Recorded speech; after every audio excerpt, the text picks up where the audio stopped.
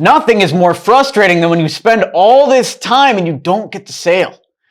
Here is how to fix it. Many salespeople get good at all of the tactical parts of sales. They're good at prospecting, or maybe they're good at cold calling. They could even be good at giving presentations, but if they're not good at closing, nothing happens. So I'm going to teach you the 3 most important sales skills to avoid this and start closing more deals. If you want to hear these top 3 sales skills that allowed me to become the #1 salesperson at the agency that I worked at and then later build a 7-figure agency, then just go ahead and subscribe down below. Hit that sub button, hit that like button, and I'll tell you all top 3 of these in 1 second. So just make sure you subscribe down below. And with that being said, let's jump into it. The first one is the ability to give importance to your customers. If you're selling anything that's high ticket, you need to give importance to your prospects. You need to care about them more than the other salesperson. Every other salesperson's thinking about money. They're thinking about that commission check. You are instead thinking about the customer's business. You actually care about how your services are going to work for them.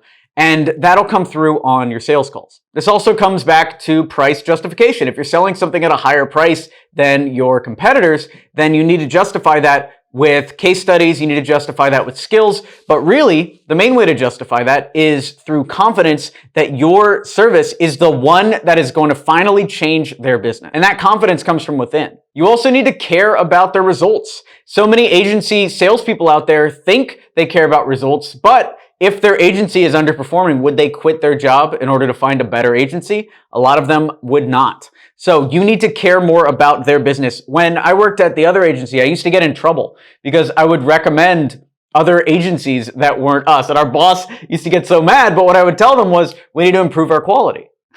And so we did improve our quality in certain areas. We also dropped certain things. So for instance, we dropped marketing because we were bad at doing marketing at that old agency, and instead focused on tactical development. And guess what? The development part of the business grew to a multi-million-dollar part of the business, while the marketing part of the business shrunk until it was nothing. So you as a salesperson have a lot more power than you think. You can sell what works and you can avoid what doesn't work. And it's also worth noting that you shouldn't say things like a robot. You shouldn't be memorizing exact word-for-word lines and then repeating them. You should internalize them, or at least practice them to the point that you can get them natural. And the easiest way to know if you're being natural is to record yourself and listen back to it. I know that sounds a little awkward, but every great salesperson has done this. The more times you practice, the better you're going to be. Think about it like this. If you are on a sales call and you haven't practiced, this is now the first time you tried. The customer is hearing the first attempt. Now the second call is the second attempt. The third call is the third attempt. Meanwhile, the guy who practiced has attempted 1,000 practice sessions, or even 100. Now he is 100 calls ahead of you without ever jumping on the phone. So when he gets on the phone the first time, now he is on call number 100 while you are on call number 1.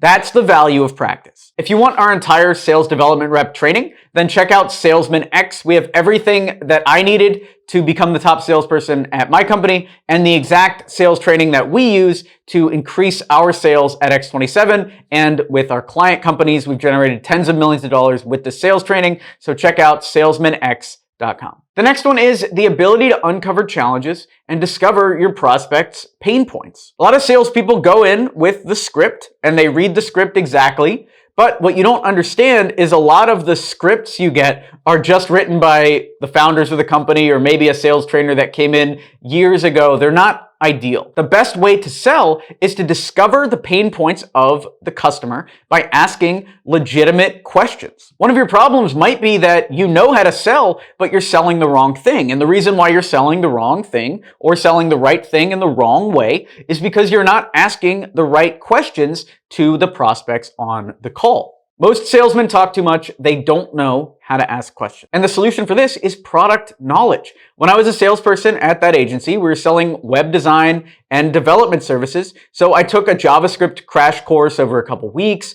I watched JavaScript tutorials. I Wikipedia'd to get the definition of everything from an API to what a server was to the different coding languages, iOS versus Android. If you get product knowledge, now all of a sudden you stop being a salesperson and you start being a sales engineer. A sales engineer has a lot more leeway. The customer is expecting you to have deep product knowledge, which you can fake with light product knowledge, and then you get a lot more leeway on the sales call itself. Let's say you bungle the closing question. Well, you've already impressed them with all this knowledge, so they'll give you another chance. Versus if you have no product knowledge and you try to come in as the ultimate salesperson, now you're going to be expected to perform at a certain sales level, which is hard to attain. It's easier to spend 2 weeks learning about your product and get the benefit of the doubt than it is to spend 2 weeks learning about sales and try to force your way through every conversation. You should also understand that you're losing sales because you don't have product knowledge.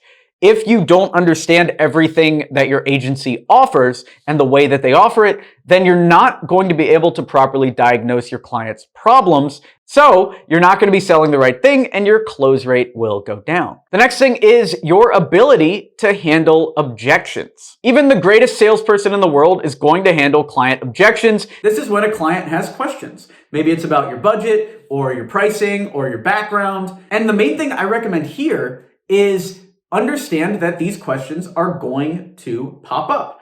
Don't expect a sale to go smoothly. If you expect a sale to fail, then all of a sudden you'll be prepared. And if it goes smoothly, it's going to be a nice treat for you. So be flexible, but understand and have answers prepped, have answers prepared for all of the common questions. And we did another video on objection handling, which we'll link down below, and you can check it out after this video. If a client has objections or questions, try to understand the reason why they're asking them and not the question itself. Typically, if a client is asking questions, it's usually about budget or trust. Either they don't understand the price, they think the price is too high, or they can't afford you, or they don't trust you'll be able to get the work done. So every answer to your client objection should come back to those. If they say, oh, you're very expensive, then you can ask, is this about budget or trust? Can you really not afford us? Or do you think we're not going to deliver on our promises and thus make you money? By bringing each client objection back to its basic component, then you'll be able to truly answer the question behind the question